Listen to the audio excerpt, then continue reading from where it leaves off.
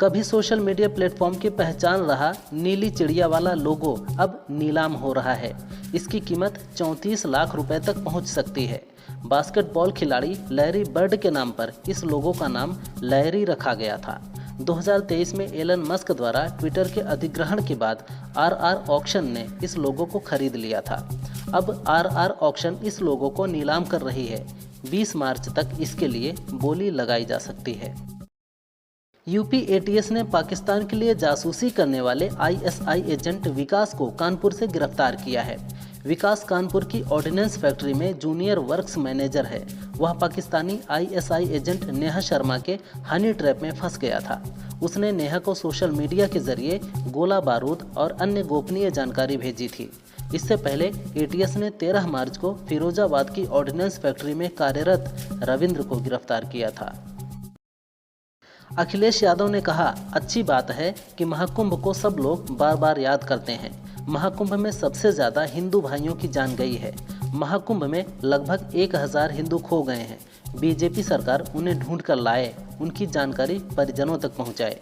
अभी प्रयागराज में खोए हुए लोगों के पोस्टर लगे हैं। बीजेपी सरकार पोस्टर हटवा रही है।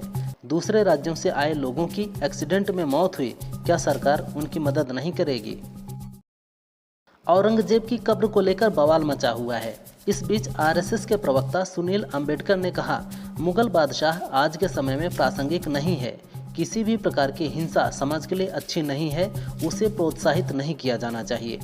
नागपुर में औरंगजेब के खिलाफ हुए प्रदर्शन के बाद हिंसा हो गई थी, जिसमें कई पुलिसकर्मी घायल हुए थे और दर्जनों गाड़ियों को नुकसान पहुंचाया गया था। पंजाब पुलिस ने डल्लेवाल और पंधेर समेत 200 किसान नेताओं को हिरासत में ले लिया है। इस बीच कोई अप्रिय घटना ना हो, इसके लिए पटियाला, खनौरी और संगरूर के कुछ क्षेत्रों में इंटरनेट बंद कर दिया गया है।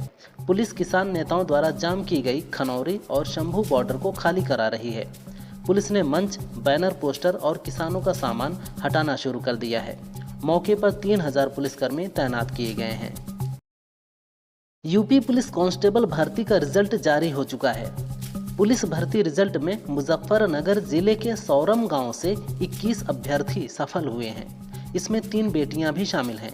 एक साथ 21 अभ्यर्थियों का चयन होने पर पूरे गांव में खुशी का माहौल है। गांव के लोगों ने चयनित अभ्यर्थियों का फूल मालाओं से स्वागत किया और लड्डू खिलाकर मुंह मीठा कराया।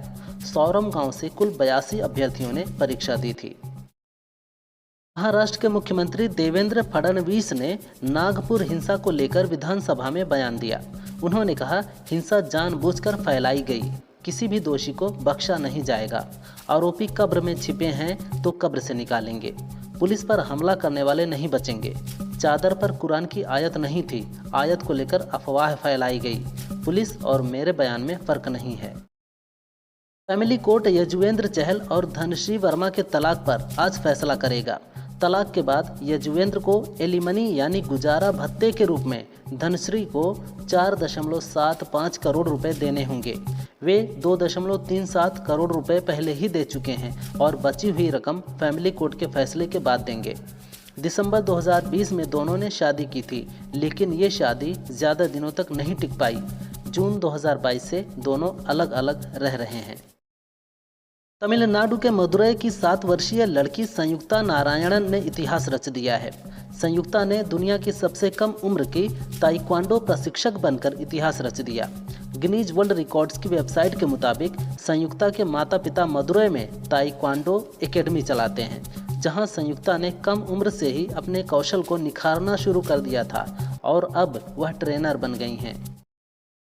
बीजेपी आईटी सेल के हेड अमित मालवीय ने अलग अलग पार्टियों के कुछ नेताओं का एक वीडियो शेयर किया है, जिनमें शशि थरूर, जया बच्चन, उमर अब्दुल्ला, दिग्विजय सिंह और प्रियंका चतुर्वेदी शामिल हैं।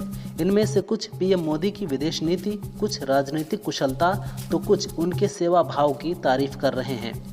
इस पर मालवीय ने लिखा, पीएम मोदी को नए हेटर्स की ज़रूरत है, क्योंकि पुराने वाले तो उनके फैन में बदल गए हैं।